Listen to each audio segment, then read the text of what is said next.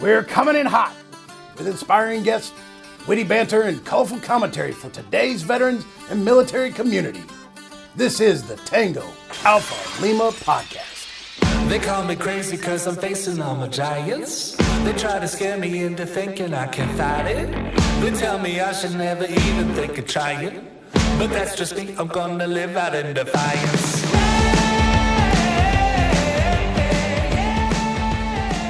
Hello, Alphas. Welcome back to the Tango Alpha Lima experience. I am experiencing all of the things that brought a little flashback back to OG AG, who likes to say all of the things.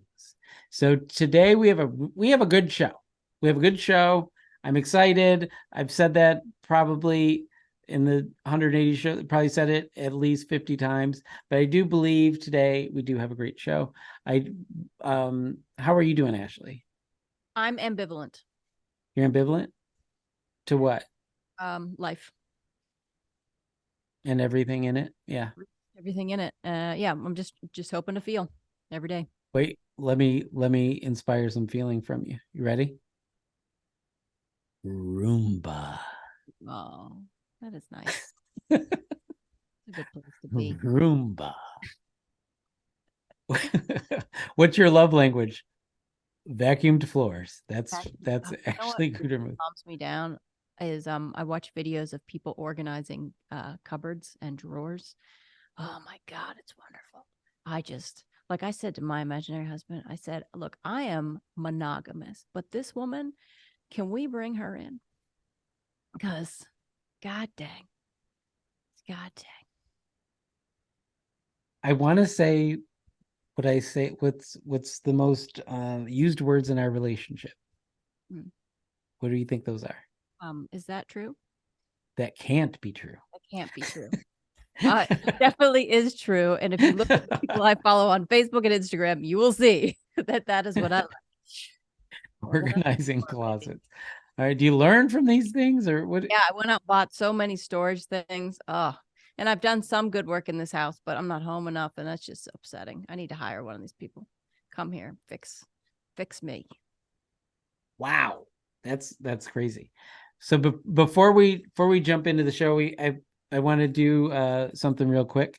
We had a former guest, Mark Clifford, and he's actually a very recent guest, right? This is like very recent guest sent to us by another guest who did it. The suggest a guest, Autry James, sent him to us, and over Labor Day he had a stroke, and that's so we're stroke survivors together, I guess now. It's a club you don't want to join, but if it happens, you need to be ready. And Mark wrote this thing, and I asked him permission to read it. It looks like it's a letter to the editor and actual paper. So I'm going to read this here. It's a national discussion may save stroke victims. Strokes strike Americans in their prime at an alarming 28% increase, reports Stanford Health. I know firsthand. Mine struck Labor Day morning as I was making breakfast for my family. It was as if an Alzheimer's bomb burst between my ears. Stroke possessed me with trouble seeing, speaking, and dizziness. And I was a least. Oh no. That is not what's happening now. And I was a least likely victim. I credit my recovery to knowing the warning signs and seeking immediate medical attention. Every 40 seconds, someone suffers a stroke in America. To put this into grave perspective, every 40 seconds, someone commits suicide in America. We talk a lot about suicide prevention, but have you ever considered stroke prevention? Learn the signs and speak to your doctor to see if you're at risk. Stroke awareness is stroke survival. Let's start a national discussion to change this lethal phenomenon that is impacting millions of victims and their loved ones. Mark R. Clifford. Thank you, Mark, for doing that and bringing this back to the forefront of our conversation. If you can do some research online to really dig into this, but one of the things I know the VA and the CDC put out there is this FAST system, so it's easy to learn. It's F for face, A arms, S speech, T time. Face is ask the person to smile. If does one side of the thing drop? Arms, ask the person to raise both arms. Does one arm drift forward? Ask the person speech. Ask the person to repeat a simple phrase. Is the speech slurred or strange? T time. If you see any of these signs, call 911 right away. Also note the time when any symptoms first appear, and do not drive to the hospital or let someone else drive you.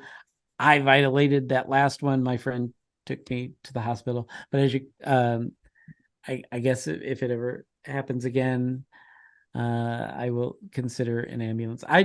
Ambulance, that's so much. I hate being the center of attention. So I don't know if I want an ambulance coming.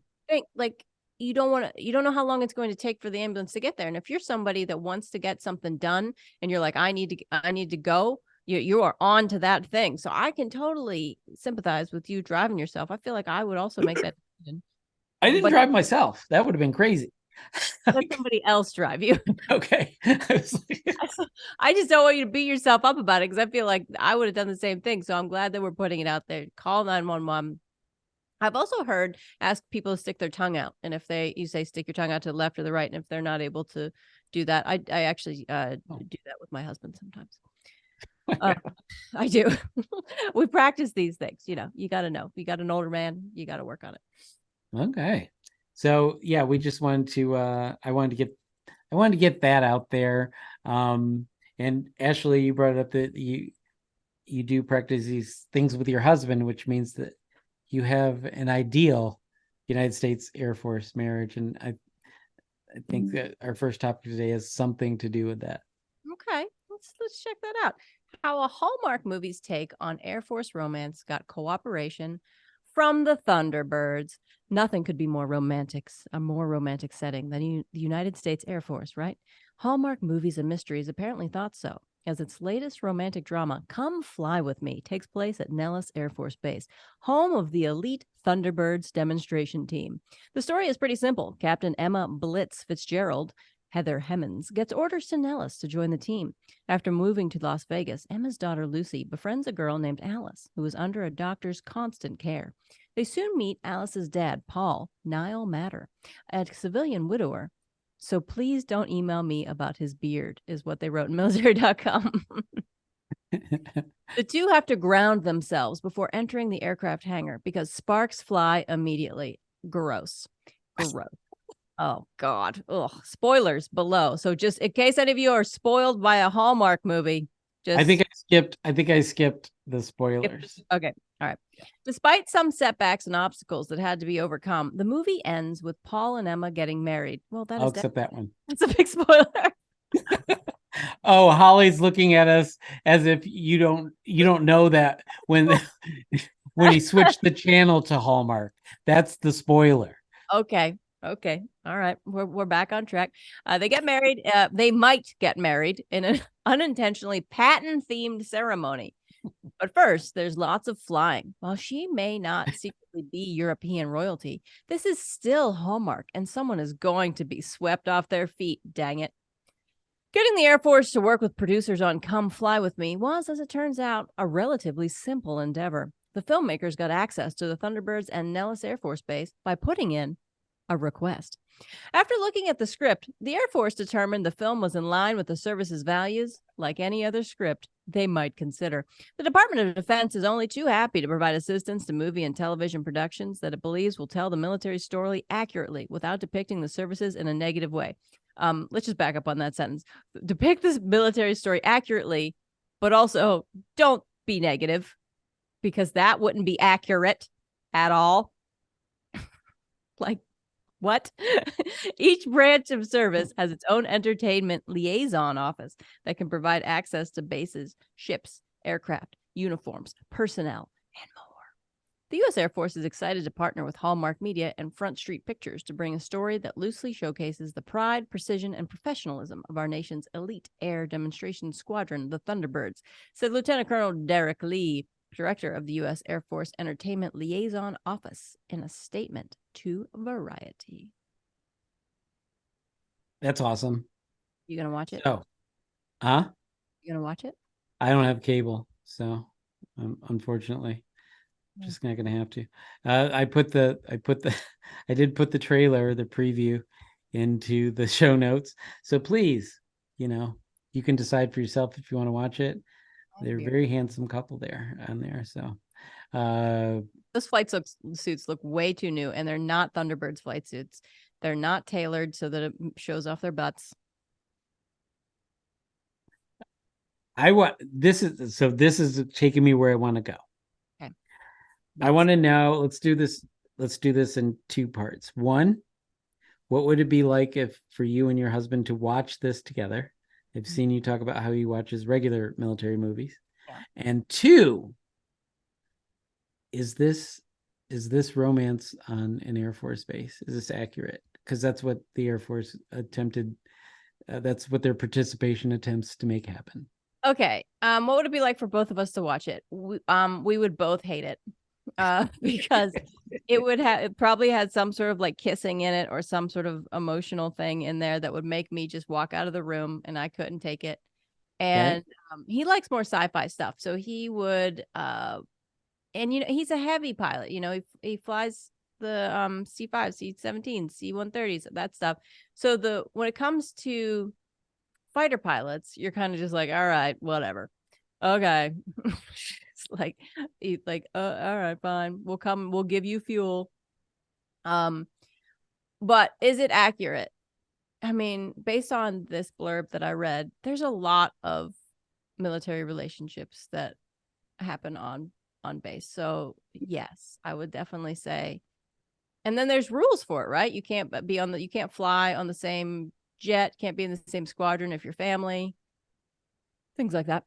A general can't date a private. Like, you just, I mean, we flex the rules sometimes, but no, not really. So, but when you guys sit and do it, when you guys sit there and do what you just did with the uniforms and the bring it all.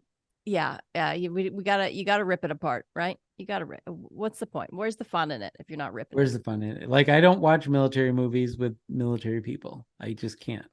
I can't, because they don't let anything go. They are hold everyone to the fire. Right. So, okay. And also, I'm curious, if they're in an Air Force base, how did they inadvertently have a Patton themed thing? I think I mean, how do you inadvertently do that to begin with? Right. We watched Patton, and the dog that I had, he passed away. But when we put Patton on the movie, the dog would not stop barking at the movie, and he was just anti-Patton. I don't know. No, he never did with any other movie, but it was that one. I don't understand it. All right.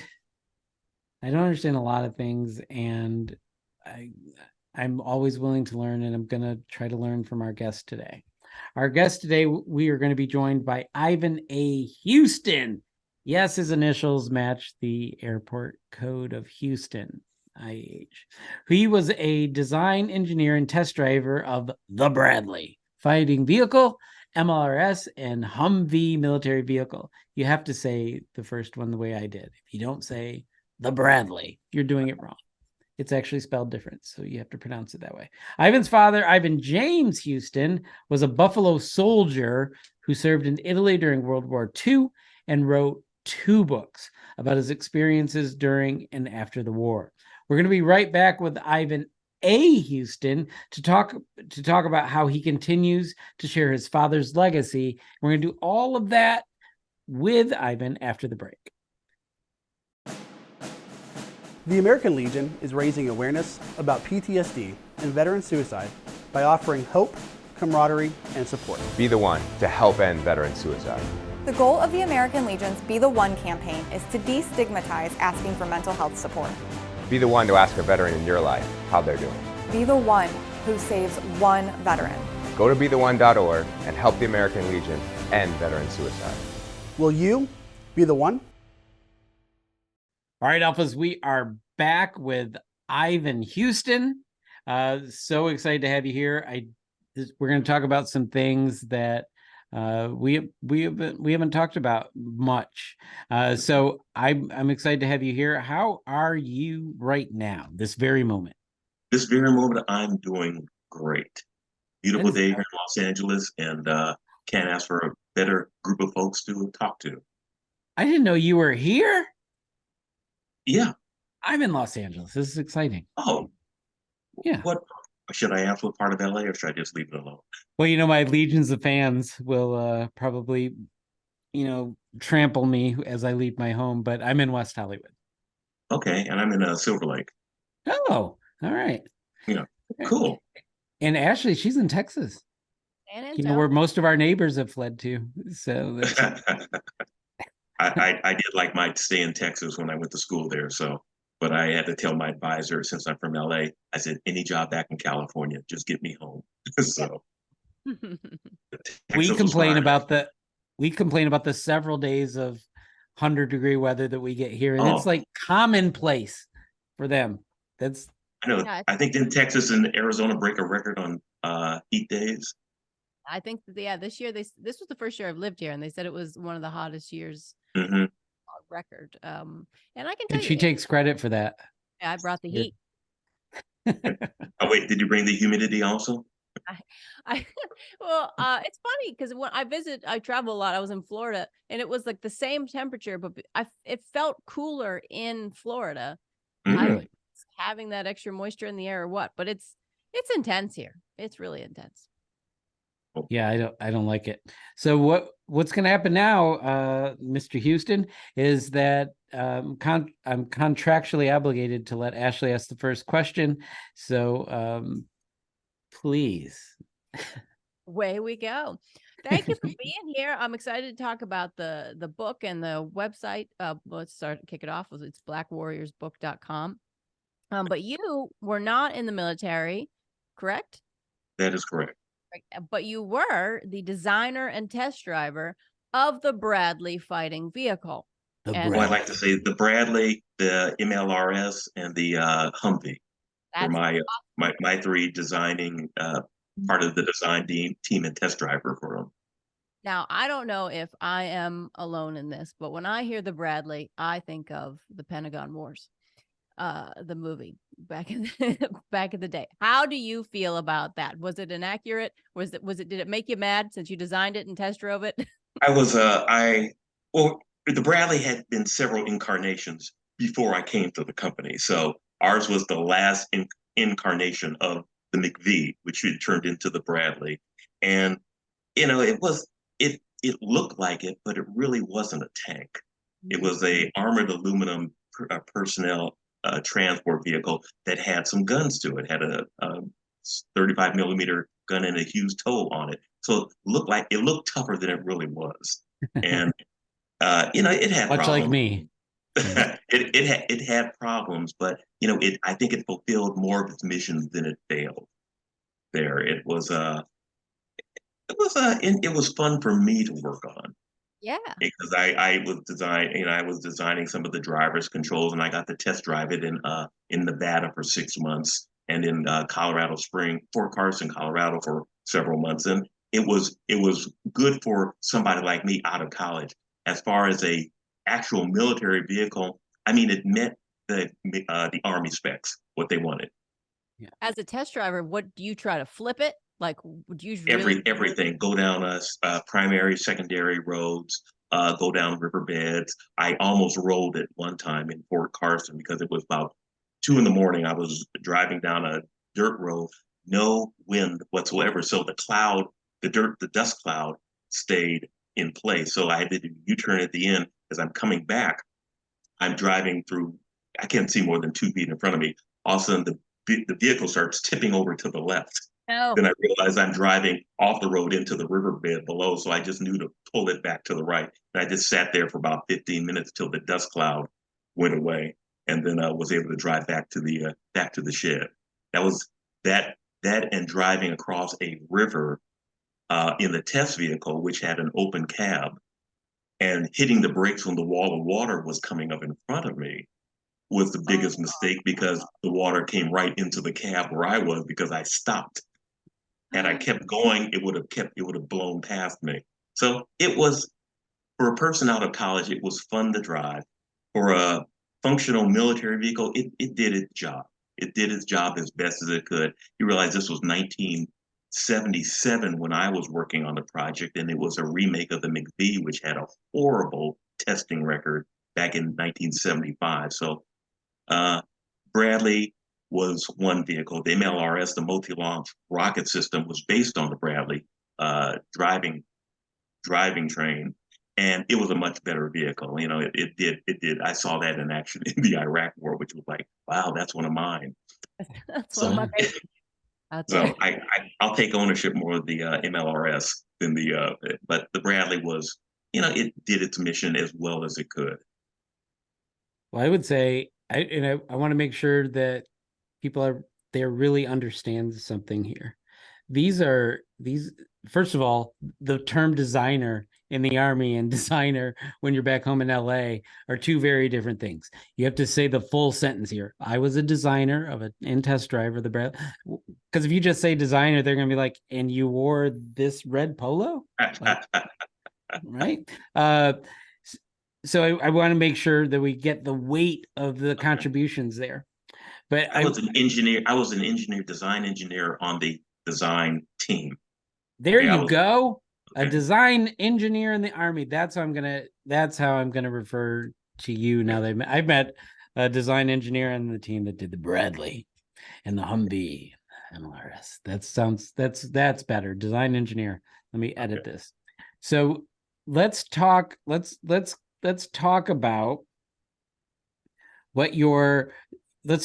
your book. Okay. I'm reading here what your book is about, but I don't want to read what your book is about. I want to hear what your book is about and how it came to be. Well, the book is my dad's book. My dad was Ivan James Houston. He was a World War II Buffalo soldier in the 92nd Division. The famed Buffalo soldiers. As a matter of fact, his father was a Buffalo soldier in the 92nd Division in World War I, stationed in France. So it's kind of like it went back, surprisingly, it went back far with our family in the military.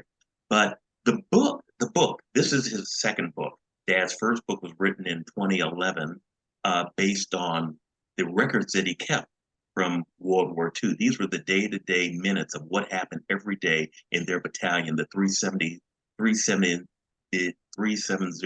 fighting team. That's what he kept. He kept the journal for it. He and actually a friend of his brought the journal back to the U.S. So the journal was been in the closet apparently for years before Dad decided to write a story about it, because Dad was one of the few folks that actually talked about World War II. I have a lot of friends whose parents were in the war, and they said no one ever talked about it. No one ever had anything to say about it. So Dad wrote the book based on the journal, and then his life in Los Angeles before and after the war. In the first book, you read about the Jim Crow, how they had to put curtains in the train that they were in when they crossed into Texas because they weren't supposed to be in the car with the white soldiers. Very, very archaic ways of thinking nowadays. So Dad wrote the first book. The first book got a peek from a lady in Italy, in Lucca, Italy, because one of the villas, or one of the areas that the Buffalo soldiers liberated, was this villa called Villa Orsini. The Orsini family gave popes to the Italy and Vatican back in the early 13th and 14th centuries. So Matteo, who owns the villa now, which has been renamed Villa La Dogana, invited Dad to Italy. So my dad and my sisters and their husbands went. I stayed home because someone had to stay home. So the first trip was like that. Dad went to Italy. There was a grand reception for him because he was a Buffalo soldier. The Italians in Tuscany, and Dad was particularly in a town called Lucca, which is between Florence and Pisa. The Italians in Tuscany revered the Buffalo soldiers. They loved them because they liberated the entire area. This is a group of Black soldiers that freed a whole area in Italy, in a good part of Italy, from the fascists and the Nazis. Yet these Black soldiers went back to the U.S., and technically weren't freed. There were still laws that, the Jim Crow laws. So the book highlighted that trip, and Dad loved it so much he kept going back to Italy, back to Lucca. And every year he went to Lucca, they honored him because he was representing the Buffalo Soldiers who liberated them. They teach about the Buffalo Soldiers in the schools in Tuscany. They don't teach about them here, but they teach about them there. So every year Dad went back, he was able to talk to city council members, he was able to talk to different regions. In Italy, there are these social clubs and reenactor clubs called Linea Gotica, or Gothic Line Associated Clubs. There's Linea Gotica Lucchese, which is in Lucca, Linea Gotica Brancoli, which is up in the hills in Brancoli. All these areas were liberated by the Buffalo Soldiers. So they every year they dress up as Buffalo Soldiers in World War II uniforms, driving World War II trucks and Jeeps. And then they drive into these different cities and liberate them as Buffalo Soldiers. So over the years, Dad has been going to these things. He's actually led the procession a few times. He's been in the front Jeep driving into these cities. So figure every year he's been basically paraded to different regions in Tuscany. And every year they honor him because these regions were liberated. So Dad decided to write a second book. And the second book was all of the receptions and all of the things he experienced going back to Italy from 2012 to 2019. Mind you, his last trip was 2019 and he passed away 6 months after that trip. But that trip, all of our family was able to go. He liberated, the city of Lucca. He liberated it. They liberated it. Dad led a procession in the city, which they call the Festival of Lights. He and the mayor were leading the procession, and there had to be maybe 5,000 people behind Dad and the mayor. And the procession was to highlight this statue, this Jesus on the cross called Il Volto Santo, which is, if you look at the pictures, and it's in the book, it's Black Jesus. It's a Black statue of Jesus that's been in Lucca since the 15th century. And there's a whole story on how it got there, but they recognize it as Black Jesus. So Dad led this procession into this cathedral, and Dad was, he was slowing down in 2019, but Dad had enough gumption to was able to walk a mile, in this procession to liberate this city. So the second book really highlights everything that happened between 2012 and 2019 with Dad, and then I added a portion to show the Italians, at least 4 or 5 of the Italians that were impacted by Dad. They added a section into the back of the book. And then one of the final things I was able to put into the book was my last trip to Brancoli, Italy, where they have a room dedicated to Dad, the Ivan James Houston room in the Brancoli World War II Museum. And I was able to donate some of the Dad's World War II memorabilia to the museum. So it's something I'm really, really proud of. It took me forever to finish the book. I bet. Dad was really impactful in my life. And but Dad was sharp until the very end. You just don't know. His body was failing him, but he was on point all the way till the day before he passed, which was honestly very, very, very helpful for me and my sisters, because he was able to articulate and tell us, okay, don't forget this, don't forget to do this. And he looked at me and said, don't forget to finish the book. You got that. Oh, wow. Take that baton. He gave you a chore. He was good at chores, but it wasn't anything I wasn't going to do. I was going to do it. I was going to finish it. Best thing about finishing the book, which was finished in August, was I was able to get the Italian version finished, and it's been on Amazon right now. It finished and was published while I was in Italy 2 weeks ago. So everything worked out well. Okay, I'm gonna jump in here because while we're definitely not teaching that in our school systems, there is a resurgence of this information happening, and you're here in Southern California. I can tell you at my American Legion post, we do a Black History thing every year, and we've had Buffalo Soldiers there, and Iron Riders. In fact, in Newport are where a lot of those Iron Rider reenact, and they've been on this show right here. So we're gonna have to find a link to that episode and link and sync it with yours. So I have no problem doing that. That'd be a great idea. Yeah. So in this book, if you can, so how does, is it autobiographical? Is it historical? Is it? It's both. How does it read? Reading it and now describing it is difficult at best because I've read it and reread it so many times because I read it. Dad wrote it, so I had to read it and make sure I wasn't in my Ivan think mode of doing, because I'm an engineer. So I cut and clip things. It's like I short talk a lot of things. But reading the book, the first part of the book really highlights his first book. It shows the history of the Buffalo Soldiers. And that's what I liked about it, because if he read it as he was originally planning it, it would have been almost like a travelogue. I went to this, sir. They had honored me. Here are pictures of this and describing the area. So, but the first part of the book really describes what happened in the first book, what happened during the war. So it gives a good background. It basically is his first book in maybe 20 pages. That's what Dad did at the beginning of the book. The back half of the book is broken down to every year that he went to Italy. And I was there most of those years. So I've been there, I think, 7 times now since 2013 for me. Because like I said, my sisters traveled in 2012. So every year it highlights what happened that year, what he did, meeting who he met, where he went. I mean, there was a lot of areas where he reenacted some of the scenes that were in the National Archive photos. There's one picture of Dad in Viareggio, where there's a picture of General Mark Clark reviewing the Black soldiers in front of this hotel.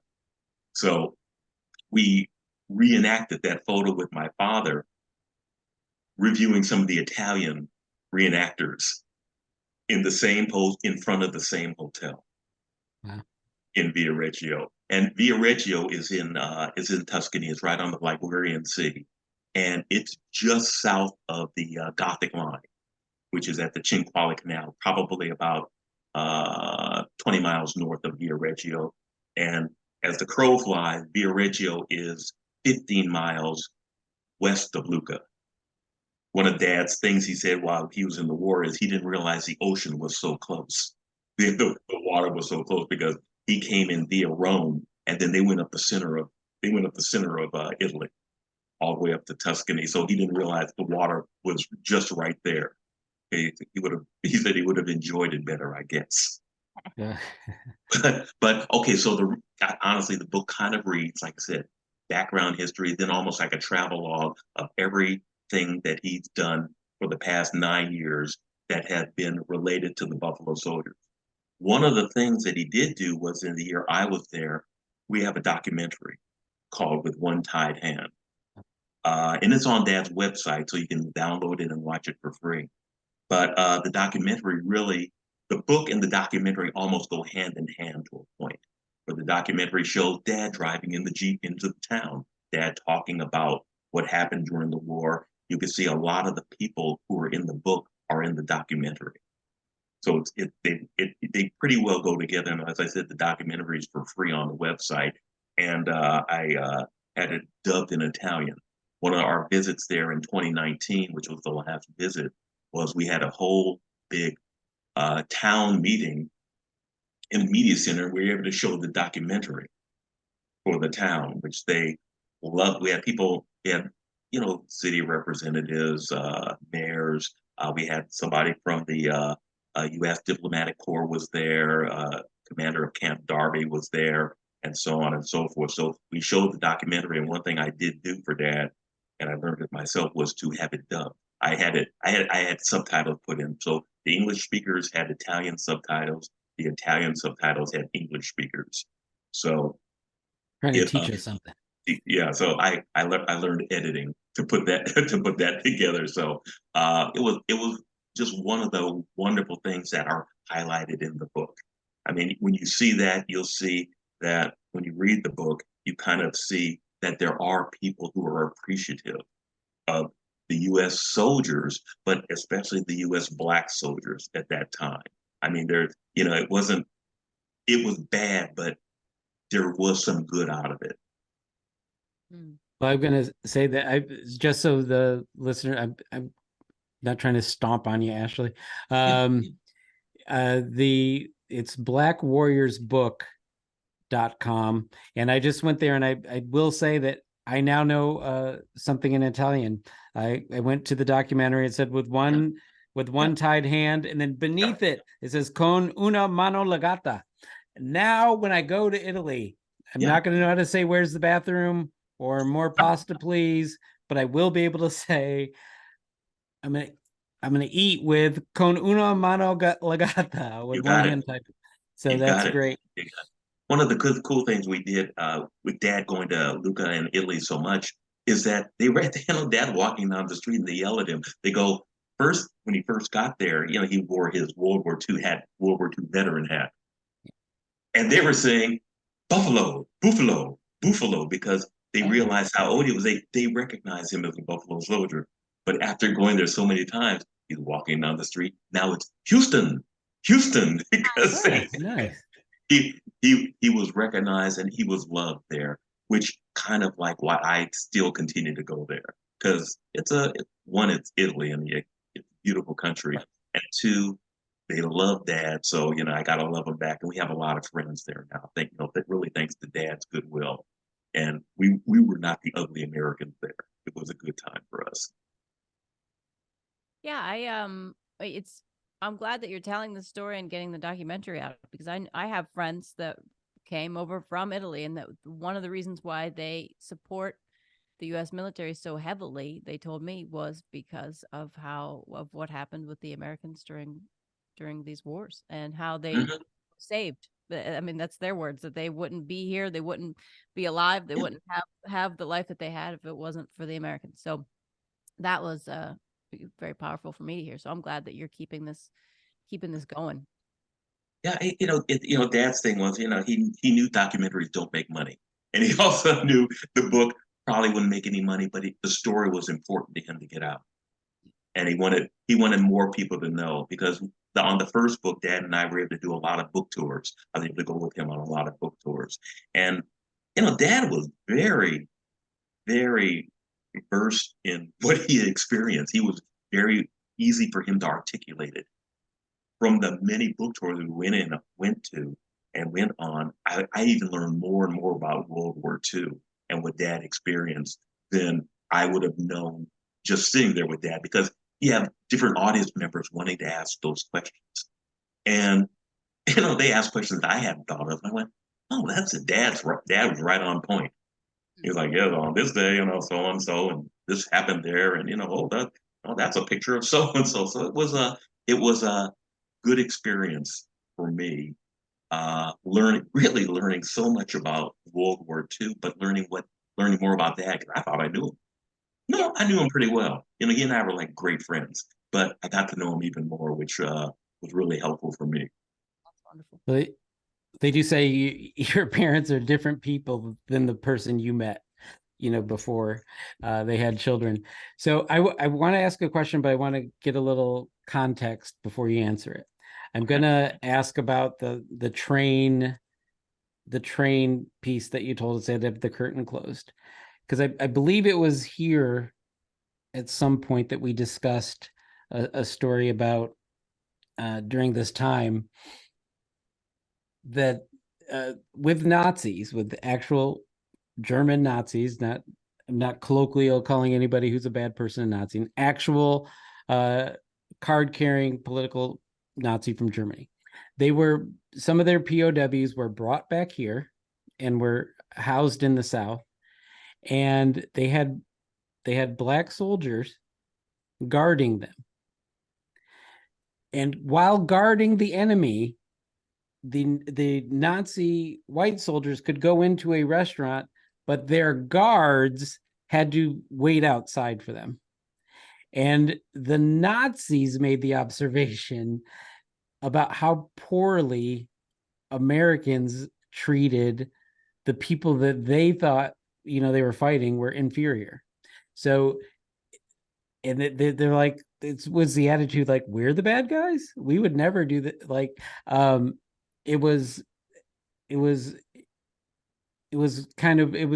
to hear somebody, articulate that experience. So are any of those kinds of stories in this book?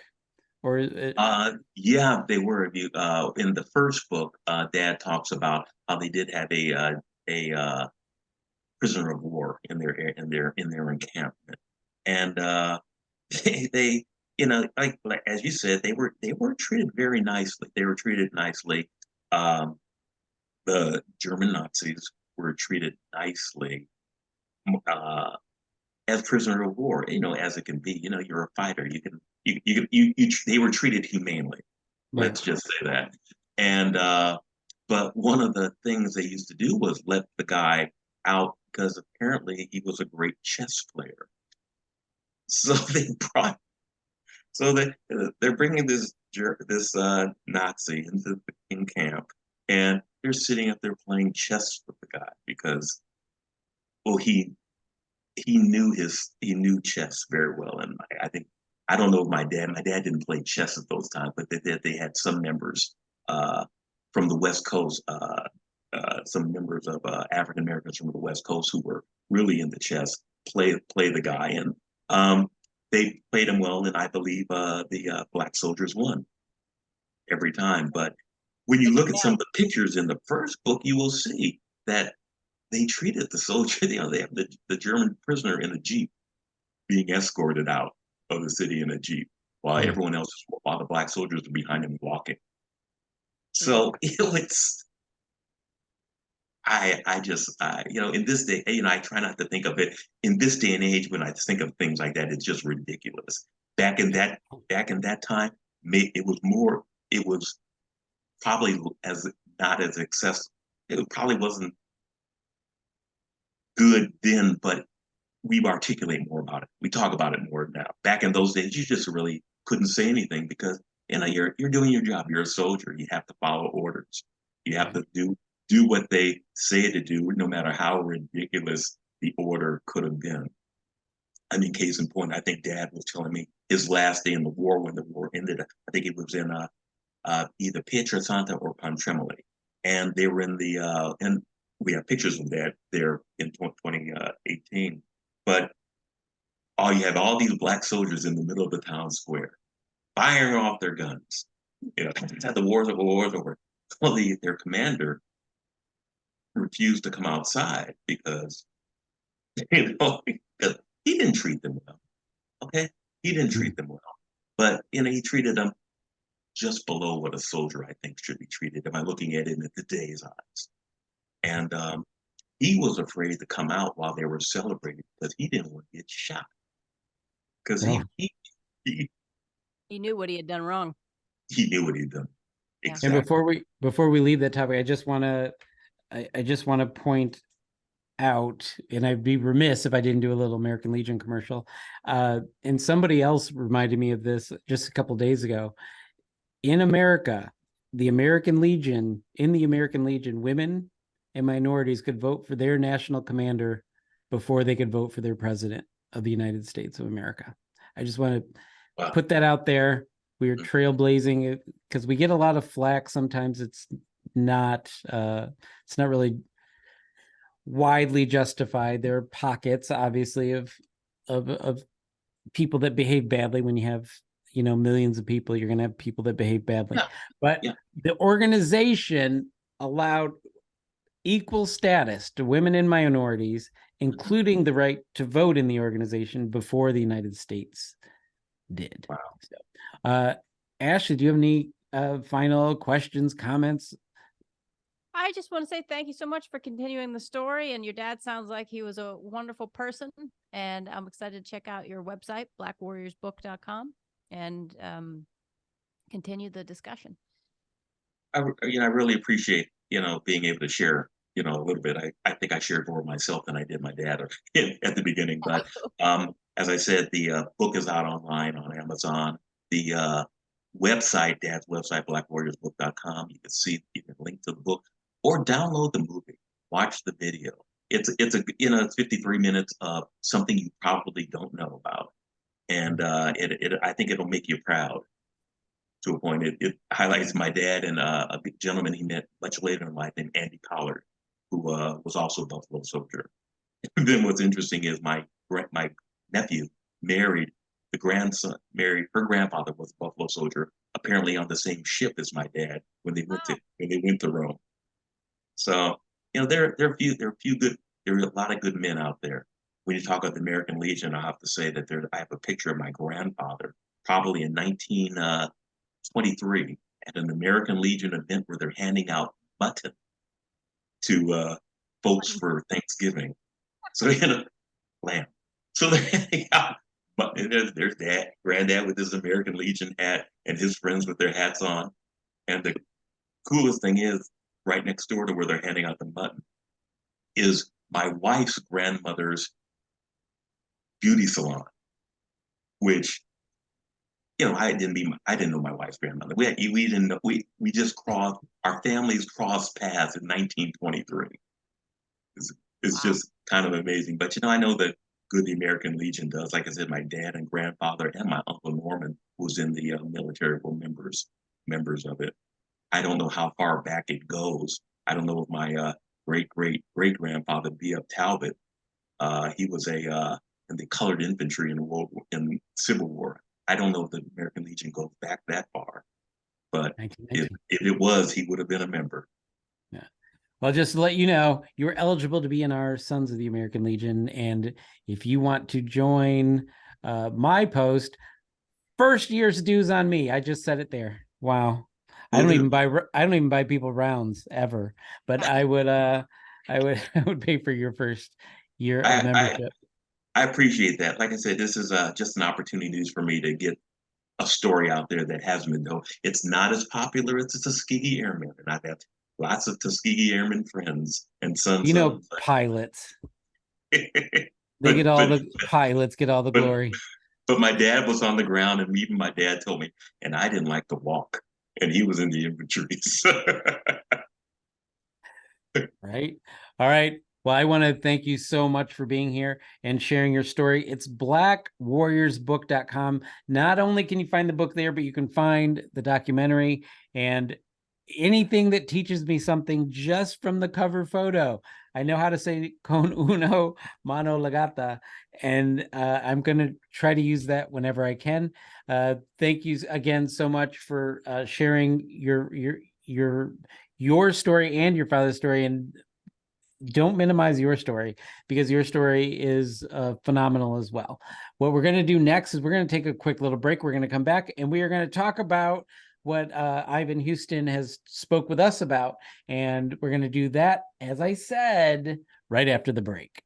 To look out for those that served, we must be relentless. To influence Washington to do the right thing, not just for our veterans, but for the country, we must be organized. To inspire the next generation of leaders, we must be united. We must be Legion, the American Legion. Join today at legion.org/join. Welcome back, Alphas. We're so glad that you are still with us. Ashley, what are your takeaways from today? Oh my goodness. What a great story. So glad that he's telling it and carrying on his father's legacy. And also it's so interesting that he designed and tested the Bradley. And almost flipped it. Yeah, that's which I think is a good test. Like, they now know the limits of that thing or where the envelope is to push it, and he got to push it. That's amazing to me. So thank you for coming on here and discussing some pieces of history of both yourself and your father. I think it's admirable to take on the task of educating both the interested and disinterested, right?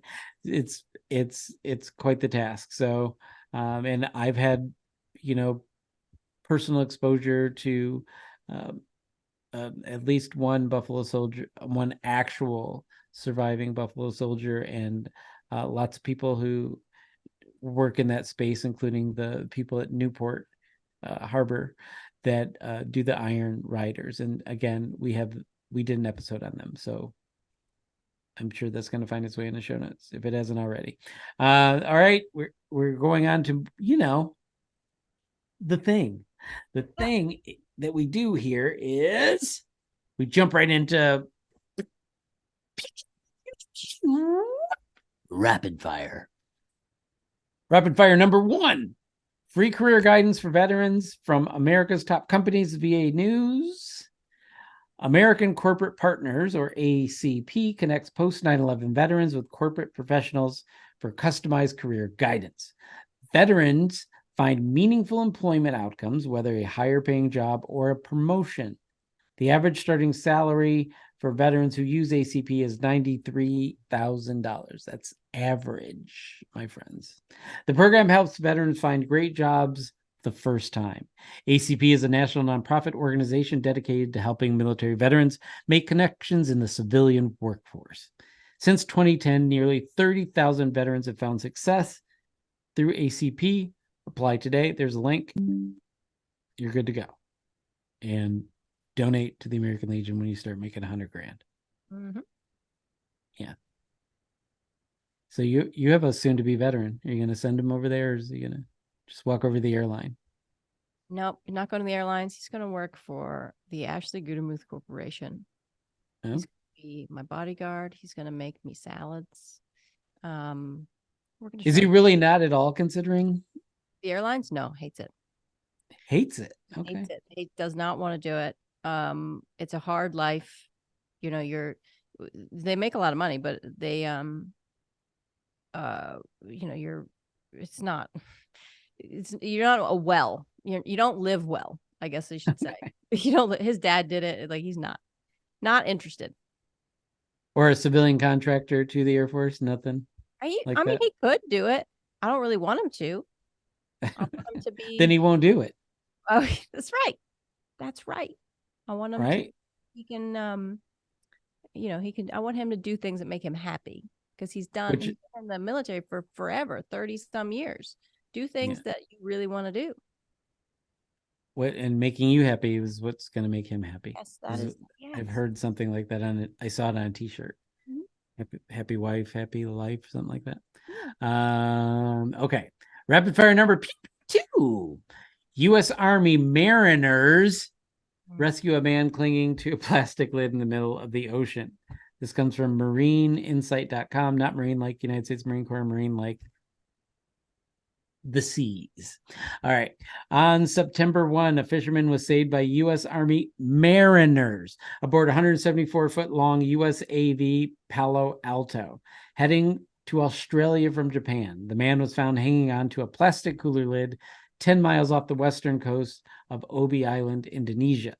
The fisherman had been holding onto a plastic lid the size of a boogie board for many hours after his boat sank 10 miles from the land.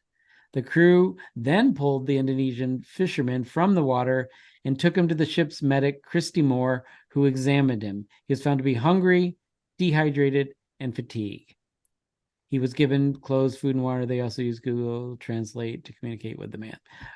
Then the chief warrant officer, who's the skipper, which I didn't know that warrant officers could have command, but I also didn't know Army had mariners. He said they practiced those drills regularly, and they jumped into action, saved the guy's life. They got a plaque from Indonesia and all that. It was amazing. So good job, Army mariners. I didn't even know you existed, and you're freaking heroes right here in this story. So. Saving lives. And they use Google Translate to communicate with them. That's so cool to me.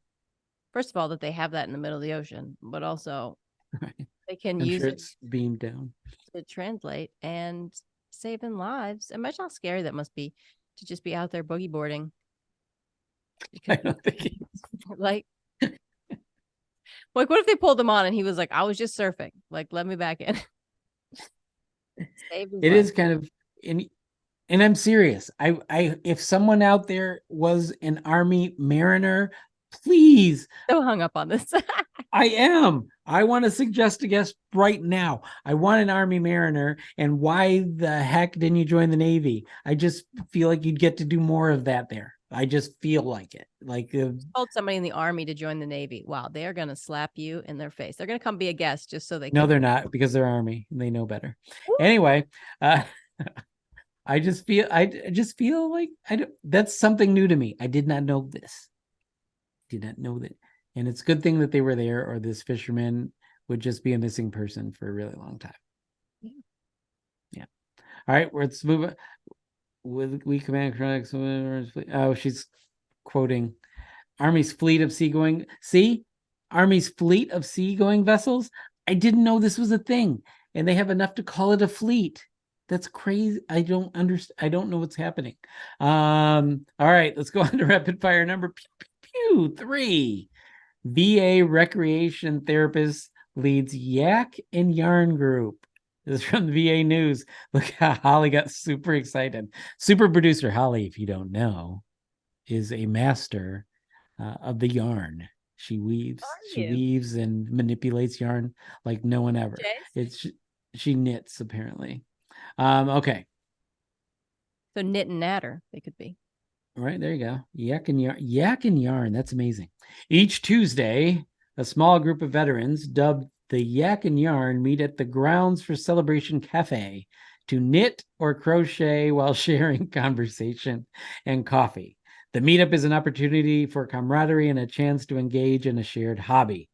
My favorite part is the friendships and connecting, says Tammy Reynolds, who served as a hydraulics mechanic in the United States Marine Corps. We can talk about anything with each other. We have the commonality of the military, stress-related things we have trouble with are often because of the military, so we understand each other. Nice to know that we all have that in common and we can all relate very well. I've made really great friends. I want to yak. I kind of want to yak and yarn.